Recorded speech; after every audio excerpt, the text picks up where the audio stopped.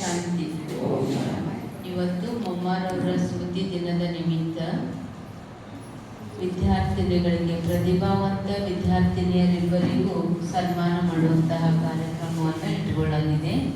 ಅನೇಕ ವಿದ್ಯಾರ್ಥಿಗಳು ಇಟ್ಕೊಳ್ಳಾಗಿತ್ತು, ಆದರೆ ಇವತ್ತು ಇಬ್ಬರೇ ವಿದ್ಯಾರ್ಥಿಗಳು ಆಗಮಿಸಿದ್ದಾರೆ. ಅವರಿಗೆ ಈಗ ಸನ್ಮಾನದ ಕಾರ್ಯಕ್ರಮ ಪ್ರಾರಂಭ ಆಗ್ತದೆ.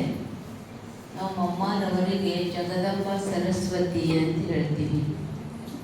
ಸಾಮಾನ್ಯವಾಗಿ ನಾವು ಪ್ರತಿಯೊಬ್ಬರು ವಿದ್ಯೆ ಓದಬೇಕು, ಪ್ರಾರಂಭ ಮಾಡಬೇಕು. ಶಾಲೆಗೆ ಹೋದ ತಕ್ಷಣ ಪ್ರಾರ್ಥನೆ ಮಾಡೋದು ಯಾರನ್ನ ಅಂದರೆ ಸರಸ್ವತಿ ದೇವಿಯನ್ನು ಪ್ರಾರ್ಥನೆ ಮಾಡ್ತೀವಿ. ಯಾಕೆ ಅಂತಂದರೆ ಸರಸ್ವತಿ ದೇವಿ ವಿದ್ಯಾ ಪ್ರದಾನ ಮಾಡುವಂಥವಳು. ಅದಕ್ಕೆ ಹಾಡು ಹೇಳ್ತೀವಿ, ವರ ಸುರ ನುತ ಪದ ಸರಸ್ವತಿ ರಾಣಿಯೇ, ಜ್ಞಾನ ತಾಯಿನಿ ವಿದ್ಯಾದಾಯಿನಿ. ಅಂದರೆ ಎಲ್ಲ ಜ್ಞಾನ ಕೊಡುವಂಥವಳು ಅಂತ ದೇವಿಗೆ, ವಿದ್ಯಾದೇವಿಗೆ ಪ್ರಾರ್ಥನೆ ಮಾಡ್ತೀವಿ. ಆ ವಿದ್ಯಾದೇವಿನೇ ಯಾರು ಅಂತಂದರೆ ಜಗದಂಬ ಮೊಮ್ಮಾರವರು. ನಾವು ಯಾರು ಸರಸ್ವತಿ ದೇವಿಯ ಜೀವನ ಚರಿತ್ರೆಯನ್ನು ನೋಡಿದಾಗ ಬಾಲ್ಯದ ಜೀವನ, ಮುಪ್ಪಿನ ಜೀವನ ನಮಗೆ ಕಂಡು ಬರುವುದಿಲ್ಲ. ಯಾಕೆ ಅಂತಂದರೆ ಮೊಮ್ಮಾರವರು ಬಾಲ ಬ್ರಹ್ಮಚಾರಿಣಿ. ಯಾವಾಗ ಬ್ರಹ್ಮನ ಮುಖಾಂತರ ಜ್ಞಾನವನ್ನು ಪಡೆದು ಬ್ರಹ್ಮ ವತ್ಸೆ ಆಗಿ ನಂತರದಲ್ಲಿ ಈ ಯಜ್ಞದ ತಾಯಿಯಾಗಿ ಈ ಒಂದು ಸೇವೆಯನ್ನು ಸಲ್ಲಿಸಿದರು.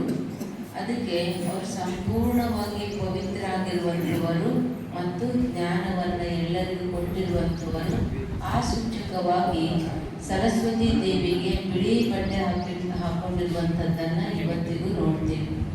ಹಾಗೂ ಸರಸ್ವತಿ ದೇವಿಯ ವಾಹನ ಯಾವುದು ಅಂದರೆ ನವಿಲಿನ ವಾಹನ, ಹಂಸದ ವಾಹನವನ್ನು ನೋಡ್ತೀವಿ. ಯಾಕಂದರೆ ಸರಸ್ವತಿ ದೇವಿ ಸಂಪೂರ್ಣ ಪವಿತ್ರಳು ಅನ್ನೋದಕ್ಕಾಗಿ ಪರಮಾತ್ಮ ಕೊಟ್ಟಂತಹ ಜ್ಞಾನವನ್ನು ತಾವು ತಿಳಿದುಕೊಂಡು ತಮ್ಮ ಜೀವನದಲ್ಲಿ ಅಳವಡಿಸಿಕೊಂಡು ಮಾಸ್ಟರ್ ಬ್ರಹ್ಮ ರೂಪದಲ್ಲಿ, ಅಂದರೆ ಪರಮಾತ್ಮ ಕೊಟ್ಟಂತಹ ಜ್ಞಾನವನ್ನು ಎಲ್ಲರಿಗೂ ಕೊಟ್ಟಿರುವಂಥವರು.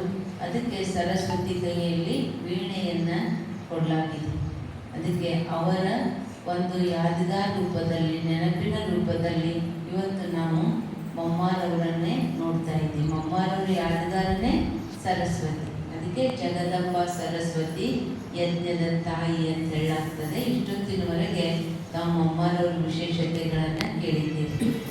ಈಗ ಇವತ್ತಿನ ದಿನನೇ ಯಾತಕ್ಕೆ ಸನ್ಮಾನವನ್ನು ಇಟ್ಕೊಳ್ಳಾಗಿದೆ ಅಂತಂದರೆ ಆ ವಿದ್ಯಾದಾಯಿನಿ ವಿದ್ಯಾದೇವಿ ಕೊಟ್ಟಿರುವಂತಹ ವಿದ್ಯೆಯನ್ನು ಚೆನ್ನಾಗಿ ತಿಳಿದುಕೊಂಡು ಅಭ್ಯಾಸ ಮಾಡಿ ಎಲ್ಲರಿಗೂ ಹೆಸರು ತರುವಂತಹ ಒಂದು ವಿದ್ಯಾರ್ಥಿಗಳು ನಮ್ಮ ಎದುರುಗಡೆ ಇದ್ದಾರೆ. ಈಗ ಪ್ರತಿಯೊಬ್ಬ ತಂದೆ ತಾಯಿ ಇಚ್ಛೆ ಪಡೋದು ಏನು ಅಂತಂದರೆ ನಮ್ಮ ಮಕ್ಕಳು ಒಳ್ಳೆ ಮಾರ್ಕ್ಸ್ ತಗೊಂಡ್ರಿ, ವಿದ್ಯಾವಂತರು ಬುದ್ಧಿವಂತರು ಆಗಲಿ ಅಂತ. ಶಾಲೆಯಲ್ಲಿರುವಂತಹ ಶಿಕ್ಷಕರು ಕೂಡ ಇಚ್ಛೆ ಪಡೋದೇನು ಅಂದರೆ ನಾವು ಕಲಿಸಿರುವಂತಹ ವಿದ್ಯಾರ್ಥಿನಿಯರು ಚೆನ್ನಾಗಿ ವಿದ್ಯೆ ಓದಲಿ ಹಾಗೂ ಜೀವನವನ್ನು ಸುಂದರ ಮಾಡಿಕೊಳ್ಳಿ ಅಂತ. ಅದಕ್ಕೆ ಅದೇ ಉದ್ದೇಶವನ್ನು ಇಟ್ಟುಕೊಂಡು ಈಶ್ವರಿ ವಿಶ್ವವಿದ್ಯಾಲಯದಲ್ಲಿಯೂ ಕೂಡ ಈ ಒಂದು ಪ್ರತಿಭಾವಂತ ವಿದ್ಯಾರ್ಥಿಗಳಿಗೆ ಒಂದು ಉಮಂಗ ಉತ್ಸಾಹವನ್ನು ತುಂಬುವುದಕ್ಕಾಗಿ ಅವರು ಇದೇ ರೀತಿ ಮುಂದೆನೂ ಕೂಡ ಚೆನ್ನಾಗಿ ವಿದ್ಯೆ ಓದಲಿ, ಒಳ್ಳೆ ಮಾರ್ಕ್ಸ್ಗಳನ್ನು ತಗೊಳ್ಳಿ ಹಾಗೂ ಅವರಿಂದ ಪ್ರೇರಣೆ ಪಡೆದು ಅನೇಕ ವಿದ್ಯಾರ್ಥಿಗಳು ಕೂಡ ತಮ್ಮ ಜೀವನದಲ್ಲಿ ಶಿಕ್ಷಣದಲ್ಲಿ ಚೆನ್ನಾಗಿ ಅಭ್ಯಾಸ ಮಾಡಿ ಮುಂದೆ ಒಳ್ಳೆ ಪದವಿಯನ್ನು ತಗೊಳ್ಳಿ. ಅದಕ್ಕೆ ಇವತ್ತು ಸನ್ಮಾನ ಮಾಡಲಾಗ್ತದೆ. ಯಾಕೆ ಅಂತಂದರೆ ಅವರಿಗೆ ಭಗವಂತನ ಆಶೀರ್ವಾದ ಇರಲಿ. ಪರಮಾತ್ಮನ ಆಶೀರ್ವಾದದ ಜೊತೆಗೆ ತಾವೆಲ್ಲ ತಾಯಿ ತಂದೆಯರು, ತಾವೆಲ್ಲ ಹಿರಿಯರು, ಗುರುಗಳು ಎಲ್ಲರದ್ದು ಅವರಿಗೆ ಆಶೀರ್ವಾದದ ಕವಚ ಇರಲಿ. ಬೇಕಾದಷ್ಟು ಬುದ್ಧಿವಂತ ವಿದ್ಯಾವಂತ ಇದ್ದರೂ ಕೂಡ ಜೊತೆಗೆ ಆಶೀರ್ವಾದ ಬೇಕಾಗ್ತದೆ. ಅದಕ್ಕೆ ಆ ಆಶೀರ್ವಾದವನ್ನು ಕರುಣಿಸುವುದಕ್ಕಾಗಿ ಅವರನ್ನು ಇಲ್ಲಿಯವರೆಗೆ ಕರೆದು ಸನ್ಮಾನ ಮಾಡೋದಕ್ಕೆ ತಯಾರಿಯಾಗಿದ್ದೀವಿ. ಅದಕ್ಕೆ ಇವತ್ತು ವಿದ್ಯಾರ್ಥಿಗಳಿಗೆ ಇವತ್ತು ತಿಳಿಸ್ಕೊಡೋದೇನು ಅಂತಂದರೆ ನಮ್ಮ ಜೀವನದ ಲಕ್ಷ್ಯ ಏನಿರಬೇಕು ಅಂತಂದರೆ ನಾವು ವಿದ್ಯೆ ಓದಿದ್ದೀವಿ, ಒಳ್ಳೆ ಪದವಿ ತಗೊಂಡಿವಿ, ಒಳ್ಳೆ ಕೆಲಸ ಸಿಕ್ತು, ನಮ್ಮ ಜೀವನ ಚಲೋ ಆಯಿತು, ಏನು ಬೇಕೋ ಎಲ್ಲ ಸಾಧನ ಸೌಲಭ್ಯ ಎಲ್ಲವೂ ಸಿಕ್ತು. ಇಷ್ಟೇ ನಮ್ಮ ಗುರಿಯಲ್ಲ. ನಮ್ಮ ಜೀವನದ ಲಕ್ಷ್ಯ ಏನು ಅಂತಂದರೆ ವಿದ್ಯಾರ್ಥಿ ನಂತರದಲ್ಲಿ ಜೀವನವನ್ನು ನಿರ್ವಹಣೆ ಮಾಡ್ತೀವಿ, ಪದವಿ ತಗೊಂಡ್ಮೇಲೆ ನಮ್ಮ ಲಕ್ಷ್ಯ ಏನಿರಬೇಕು ಅಂತಂದರೆ ಗುಣವಾನ್ ಆಗಿರುವಂಥದ್ದು. ಧನವಾನನೂ ಇರಬೇಕು, ಗುಣವಾನನೂ ಇರಬೇಕು. ಬರೀ ಧನವಾನ ಇದ್ದರೆ ಜೀವನ ಸಾರ್ಥಕ ಆಗುವುದಿಲ್ಲ, ಗುಣವಾನ ಇದ್ದಾಗ ಜೀವನ ಸಾರ್ಥಕ ಆಗ್ತದೆ. ಧನದ ಜೊತೆಗೆ ಗುಣಗಳನ್ನು ಗಳಿಕೆ ಹೇಗೆ ಮಾಡಿಕೊಳ್ಬೇಕು ಅನ್ನುವಂಥ ಶಿಕ್ಷಣವನ್ನು ಈಶ್ವರಿ ವಿಶ್ವವಿದ್ಯಾಲಯದಲ್ಲಿ ಕಲಿಸ್ಕೊಡ್ಲಾಗ್ತದೆ. ಯಾಕಂದರೆ ಇವತ್ತು ನಾವು ನೋಡ್ತೀವಿ, ಈಗ SSLC ಮುಗೀತು ಅಥವಾ PUC ಮುಗೀತು ಅಂದರೆ ಮಕ್ಕಳಿಗೆ ಯಾವ ಲೈನಿಗೆ ಎಜುಕೇಷನ್ ಹಾಕಬೇಕು ಅಂತಂದರೆ ತಂದೆ ತಾಯಿ ವಿಚಾರ ಮಾಡೋದೇನು ಅಂತಂದರೆ ಕಡಿಮೆ ಅವಧಿಯಲ್ಲಿ ಒಳ್ಳೆಯ ಪದವಿಯನ್ನು ತಗೊಳ್ಬೇಕು, ಕಡಿಮೆ ಕೆಲಸ ಮಾಡಿ ಹೆಚ್ಚು ಪಗಾರ ತಗೊಳ್ಬೇಕು. ಅಂತಹ ಪದವಿ ಯಾವುದಿದೆ ಅನ್ನೋಂಥದ್ದನ್ನೇ ಹೆಚ್ಚು ಎಲ್ಲರೂ ವಿಚಾರ ಮಾಡೋದು. ಅದಕ್ಕೆ ಪದವಿ ಯಾವುದೇ ತಗೊಳ್ಳಿ ಹಾಗೂ ಎಷ್ಟೇ ಹಣ ಗಳಿಕೆ ಮಾಡಲಿ, ಅದರ ಮುಖ್ಯವಾದಂತಹ ಉದ್ದೇಶ ಎಂಥದ್ದಿರಬೇಕು ಅಂದರೆ ಸಮಾಜದಲ್ಲಿ ಗುಣವಾನ್ ಆಗಿರುವಂತಹ ವ್ಯಕ್ತಿಯಾಗಿ ಇದ್ದಾಗ ಅವನ ಜೀವನ ಸಾರ್ಥಕ ಆಗ್ತದೆ, ಜೀವನ ಸುಂದರ ಆಗ್ತದೆ. ಗುಣವಾನ್ ಇರುವಂಥವನು ಎಲ್ಲಾದರೂ ಬದುಕ್ತಾನೆ, ಧನವಾನ್ ಇರುವಂಥವನು ಕೇವಲ ವಿಜೃಂಭಣೆಯ ಜೀವನದಲ್ಲಿ ಮಾತ್ರ ಬದುಕ್ತಾನೆ. ಗುಣವಾನ್ ಇರುವಂಥವನು ಅವನು ಏನು ಇದ್ರೂ ಸರಿ, ಇಲ್ಲದೆ ಇದ್ರೂ ಸರಿ ಬದುಕ್ತಾನೆ. ಅದಕ್ಕೆ ಹಣದ ಜೊತೆಗೆ ಗುಣಗಳ ಗಳಿಕೆ ಮಾಡುವಂಥ ಶಿಕ್ಷಣವನ್ನು ಪರಮಾತ್ಮ ಕೊಡ್ತಾ ಇದ್ದಾರೆ. ವಿದ್ಯಾರ್ಥಿಗಳಿಗೆ ವಿನಂತಿಸಿಕೊಳ್ಳೋದು ಏನು ಅಂತಂದರೆ ತಮ್ಮ ಜೀವನದಲ್ಲಿ ಶಿಕ್ಷಣದ ಜೊತೆಗೆ ಗುಣವಾನರು ಆಗಲಿ. ವರ್ತಮಾನ ಜಗತ್ತಿನಲ್ಲಿ ನಾವು ನೋಡ್ತಾ ಇದ್ದೀವಿ, ಮೌಲ್ಯಗಳ ಪತನ ಆಗ್ತಾ ಇದೆ, ಮೌಲ್ಯಗಳು ಕುಸಿತಾ ಇದ್ದಾವೆ. ಇವತ್ತು ಡಾಕ್ಟ್ರ್ ಇದ್ದಾರೆ, ಕಿಡ್ನಿ ಕಳ್ಳತನ ಮಾಡುವಂಥವ್ರು ಇದ್ದಾರೆ ಅನ್ನೋದನ್ನು ನೋಡ್ತೀವಿ.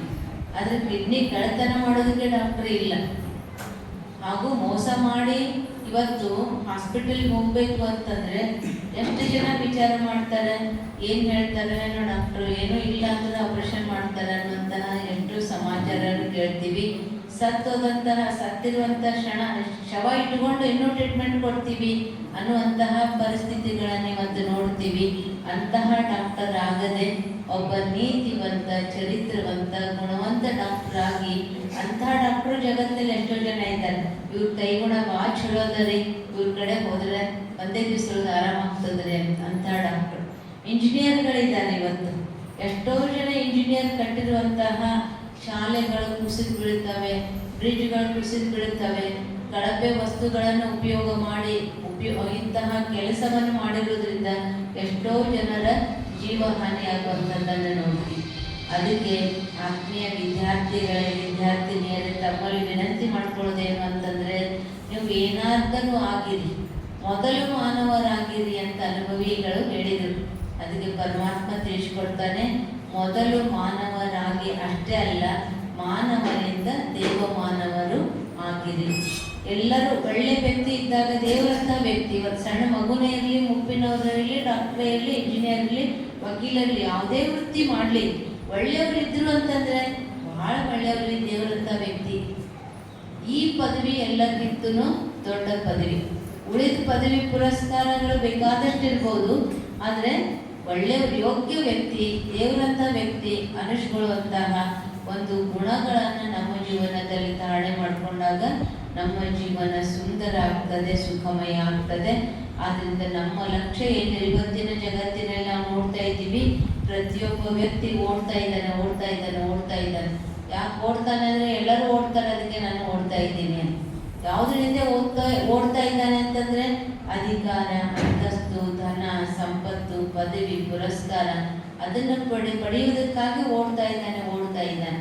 ಆದರೆ ಪರಮಾತ್ಮ ಕಲಿಸೋದೇನು ಅಂದರೆ ಅವೆಲ್ಲವೂ ಅಲ್ಪ ಕಾಲಕ್ಕಾಗಿ ಮಾತ್ರ, ಸದಾ ಕಾಲಕ್ಕಾಗಿ ನಾನು ಕೊಡುವಂತಹ ಜ್ಞಾನ, ಆ ಜ್ಞಾನವನ್ನು ಓದಿರಿ, ತಮ್ಮ ಜೀವನದಲ್ಲಿ ಅಳವಡಿಸಿಕೊಳ್ಳಿರಿ.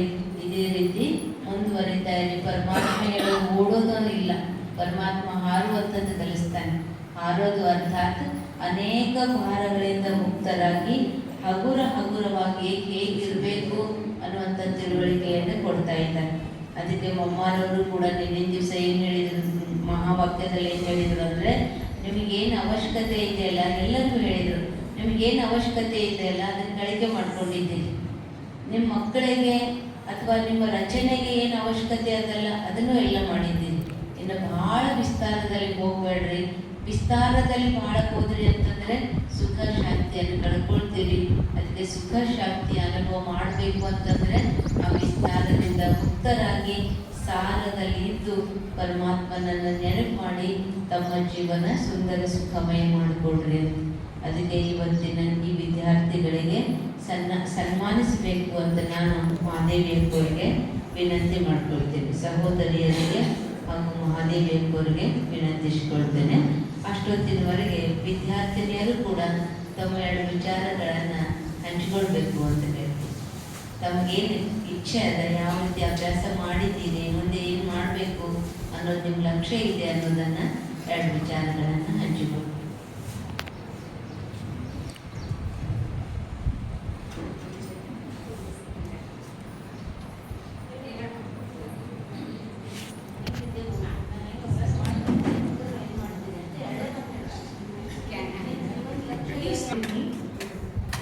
ಅಲ್ಲಿನ ಟೀಚರ್ಸ್ ಫುಲ್ ಸ್ಟ್ರಿಕ್ಟ್ ಇದ್ರ, ಎಲ್ಲ ಹೇಳ್ಕೊಟ್ಟಿದ್ರ. ಮುಂದೆ ನಾವು ಹೀಗೆ ಮಾಡ್ತೀವಿ, ಎಕ್ಸಾಮ್ ಚಲೋ ಬರಿತೀವಿ. ನಿಮ್ಗೆಲ್ಲದು ಆಶೀರ್ವಾದ ನಮಗೆ ನಾವು ಚಲೋ ಮಾಡ್ತೀವಿ. Thank you.